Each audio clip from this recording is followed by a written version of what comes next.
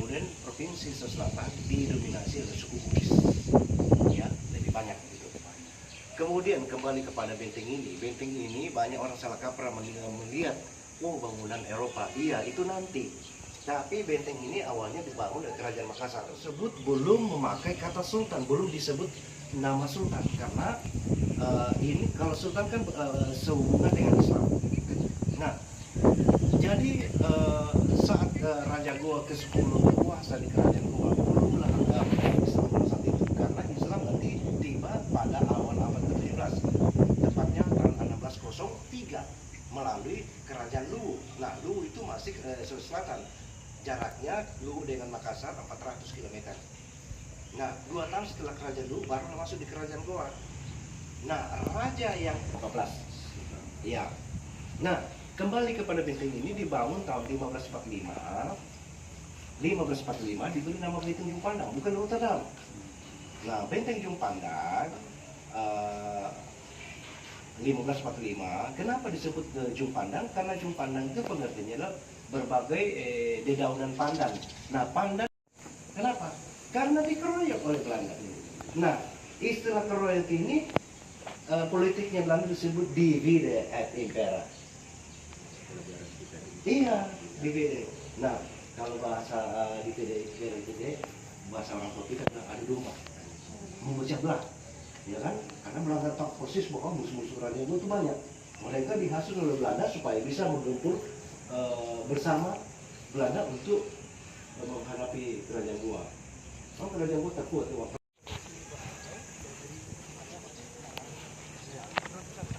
Wah, merinding dah. Iya.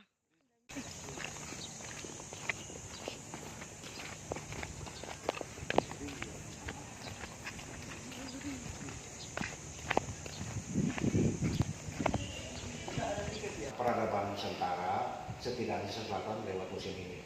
Saya ambil dari 3 hal, antropologi, arkeologi, mitologi.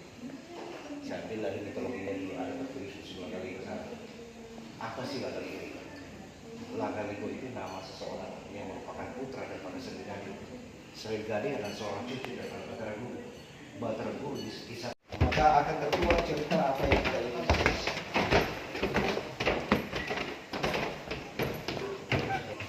Sekarang arkeologi.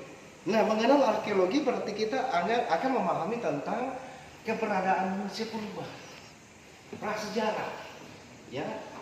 Nah, prasejarah melalui manusia purba tidak hanya ditemukan di Mojokerto, Jawa Timur, Flores, atau Sumatera, tapi juga tidak ketinggalan Sulawesi Selatan. Bahkan banyak yang mengatakan manusia tertua yang ada di bumi Nusantara ini itu berasal dari Sulawesi Selatan. Nah, mereka ini ada jenis paleolitik, mesolitik, neolitik, megalitik. Nah, antara paleolitik, mesolitik ini hidupnya mulai dari 50.000 tahun sebelum Masehi sampai ke 3.000 tahun gitu, perasaannya, instingnya gitu ya. Nah, mereka juga disebut nomaden. Nah, ingat nomaden itu, istilah nomaden adalah berpindah-pindah. Mengenal papan, ya. Istilah papan itu rumah, istilah sandang itu adalah pakaian. Nah, istilah pangan itu adalah makanan. Mereka hanya dibikin seperti style Arab. Ya. Kenapa? Karena ini bernuansa Islam tuh. Ya, jadi sebagaimana tadi saya sudah singgung, Islam tiba melalui Kerajaan dulu tuh. Ya, 2 tahun setelah itu baru masuk di Kerajaan Goa. Gitu. Jadi Luwu itu adanya di kabupaten, ya adanya di Palopo. Ya, gitu. Nah, yang nomor 5 lokasinya di Luwu. Ya, Palopo kan? Palopo. Ini lokasinya dekat dari Kota Makassar, tapi di luar Kota Makassar. Namanya Masjid Ketangka. Masjid Ketangka dibawa pengaruh seorang tokoh besar bernama Syekh Yusuf. Ya, Syekh Yusuf ini ibunya orang Goa, ayahnya masih keturunan Arab bernama Syekh Abdullah. Ada isu mengatakan Syekh Yusuf merupakan anak tiri daripada Sultan Alauddin. Nah, Sultan Alauddin adalah kakek daripada Sultan Hasanuddin.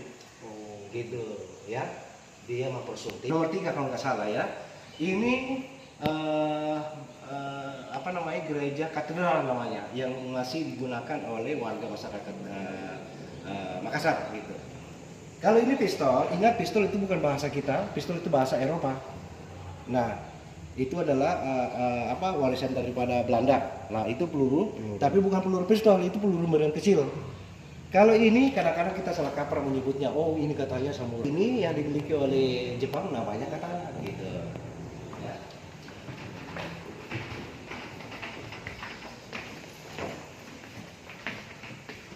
Nah, kita juga bangga dengan karya kita sendiri, ya tidak kalah dengan notabene Sumatera kaya dengan tenun. Kita juga ada. Paling tidak di sini ada dua jenis tenun yang kita miliki, yaitu sutra dengan katun. Nah, sutra kebanyakan diproduksi oleh Bugis Makassar, katun diproduksi oleh Praia. 1, 2, 3. Ya, saya perlu sampaikan itu ya Pak ya, bahwa di sini ada 3 rumah. 1, 2, 3. 3, maksudnya rumah miniatur. Ini namanya BODO, baju bodong.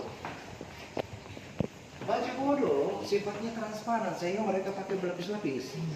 Nah itu dulu, kalau sekarang kan sudah tidak, karena sekarang sudah ada pakai dalam. Nah cuma dari segi warna juga memiliki makna. Warna merah digunakan garis dewasa sampai punya anak, mereka ada bangsawan. Warna orange digunakan masyarakat jelata biasa. Warna hijau digunakan oleh garis cilik, tapi mereka bangsawan, maksudnya anak-anak tuh seperti sana tuh. Nah baju bodong tidak boleh dipakai sembarangan, hanya dipakai pada saat upacara-upacara sakral seperti misalnya pernikahan, syukuran, termasuk kitanan. Nah di sini itu masih berlaku yang namanya dikitan, ya sesuai dengan sunnah Islam. Siap. Harus besar suara, with listening clear. And then you can hear it also. Where did it come from then? Belanda, Belanda. Holland. Ah, welcome back. Jadi tongkonan itu berasal kata Tongkin. Tongkin mengingatkan gini. Dari Tongkin ke Yunan, Yunan ke Vietnam, Vietnam ke Thailand, ke Filipina. Dari Filipina menyeberang masuk Indonesia. Ketika mereka tiba di Nusantara, sebagian tiba di Borneo, di Cina Selatan. Ya.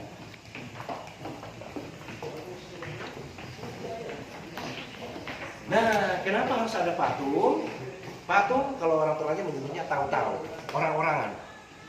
Di Bali, orang memiliki posisi penting di tengah masyarakat ketika masih hidup. Dari mana aku tahu? Dari pakaiannya yaitu warna putih. Nah, ini budayanya Bugis Makassar tentang pernikahan. Nah, sebelum menceritakan sedikit tentang pernikahan Bugis Makassar, saya ingin menunjukkan bagaimana sih cara Bugis wanita Bugis dulu pelaminan itu tanpa pusir dia begini. Kalau Jawa kan duduknya gini nih. Ini Jawa kan. Bagaimana dia Bugis Makassar? Bugis Makassar duduknya ini wanita loh. Seharian di situ. Dia mengikuti kiblatnya Korea gitu. Iya benar-benar. Itu ada 3 kategori paling mendasar. Pertama, perjodohan. Mesra tentu didasari suka sama suka, tapi tentu saja kedua restu dari orang tua. Terus yang ketiga ini yang fatal. Ada namanya silarian. Silarian ini aturan dibuat oleh masyarakat terutama di keluarga. Akhirnya mereka kawin lagi. Nah terjadi kawin lagi.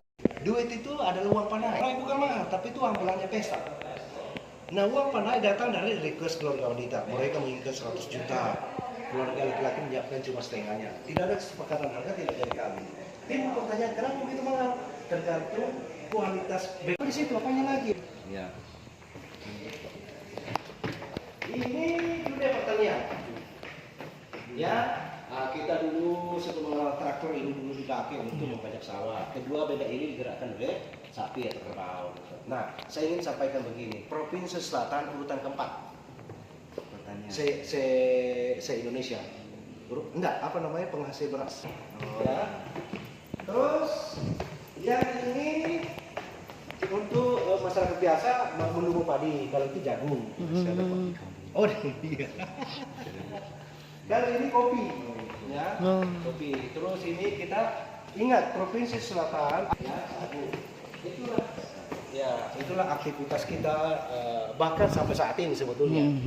Itu juga nenek masih punya. Oh ya, itu cara dulu menghasilkan minyak kelapa, tapi sekarang kan diganti pemerintah menganjurkan supaya kita membudidayakan namanya kelapa sawit. Iya, iya. Gitu.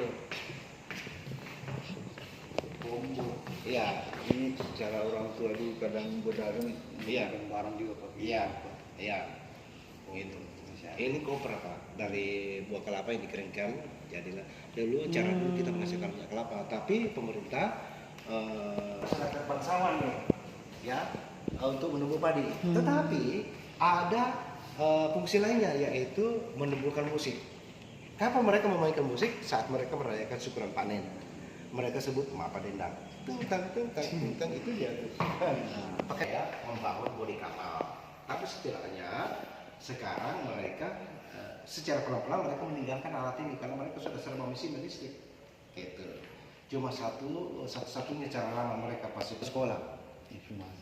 Iya, di sana ya.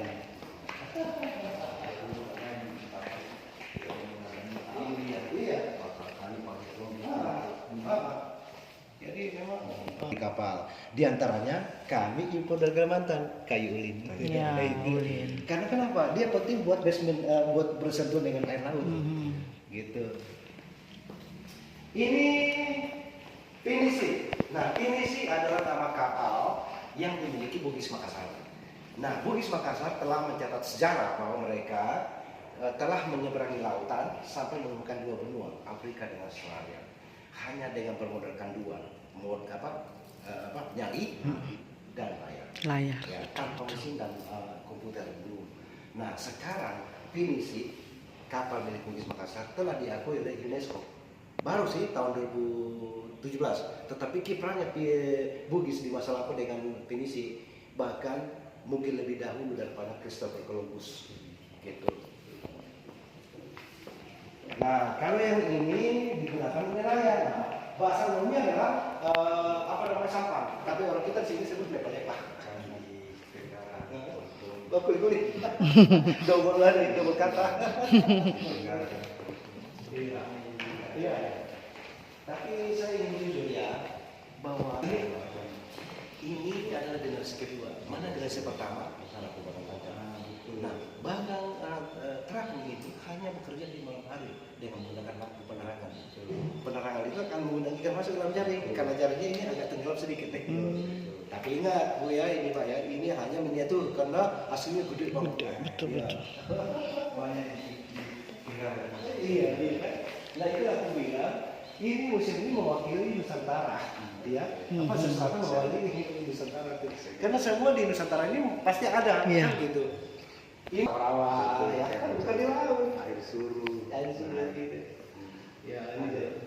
Oh ini langsung ini, ini taruh dulu. Iya, taruh besok lagi. Ya. Ini biasanya taruh di maghrib. Cara nelayan menangkap ikan di sini hanya menggunakan atau memainkan pasak naikkan suhu air, gitu. Ya kan? Tapi ya. Ini kan hasil-hasil dari daerah tropis. Betul. Ya. Nah, kalau kopi bukan milik kita. Kopi itu datangnya dari Afrika, Ethiopia. Siapa yang memperkenalkan kopi di Ethiopia? Bukan Anda, yaitu Arab. Kendaraan seperti ini hanya digunakan keluarga raja dan jalan-jalan di istana khusus. Ya. Tetapi lama kelamaan kemudian berlaku bagi masyarakat umum. Namun ini B.J. Habibie lahir di sini, Kota Parepare. Jadi Parepare ini saya sampaikan kiprahnya juga sama posisinya Makassar yang merupakan pintu gerbang Indonesia Timur. Letak Parepare ada di wilayah Bugis, tetapi Parepare ini memiliki warga masyarakat campur, ya, berbagai suku di situ, ya, gitu. Jadi Parepare ini sekarang dikenal sebagai kota niaga, kota perdagangan. Belanda berkuasa hampir 300 tahun. Sekarang kan kita di sini. Ini kekuatan ekonominya Belanda, gudang rempah-rempah. Jabatan gubernurnya bernama Koning Spilman. Koning Spilman inilah yang lahir di sebuah kota di Belanda bernama Rotterdam, sehingga benteng ini dinamai Rotterdam. Atas jasanya memimpin perang melawan Kerajaan Makassar. Terus ini adalah barak militer. Terus ini ruang tahanan daripada Pangeran Penegoro. Pangeran Penegoro pernah menghabiskan hidupnya di Makassar atau di benteng ini 21 tahun 6 bulan. Pertanyaannya, di mana diberikan rumah bukan karena ini beliau tetap dihormati dan disegani karena beliau bukan tahanan kriminal, mereka tahanan politik gitu. Satu-satunya kita di sini sisa kebesaran kerajaan pun adalah dinding bentengnya lebih tua di sini. Iya. Jadi benteng ini seluas kurang lebih 3 hektar. Gitu. Ya. Karena dengan Borneo. Iya, Borneo betul. Nah, Sulawesi terdiri dari 6 provinsi. Nah, yang provinsi yang paling banyak penduduknya di Sulawesi ini adalah Provinsi Sulawesi Selatan. Iya, menghampiri 9 juta jiwa kalau cuma Sulawesi Selatan aja. Terus pemeliharaannya itu dari pusat Jakarta, langsung dari Jakarta. Sedangkan museum ini dari Pemprov Provinsi Selatan. Makanya tadi kita beli tiket karena sifatnya otonom.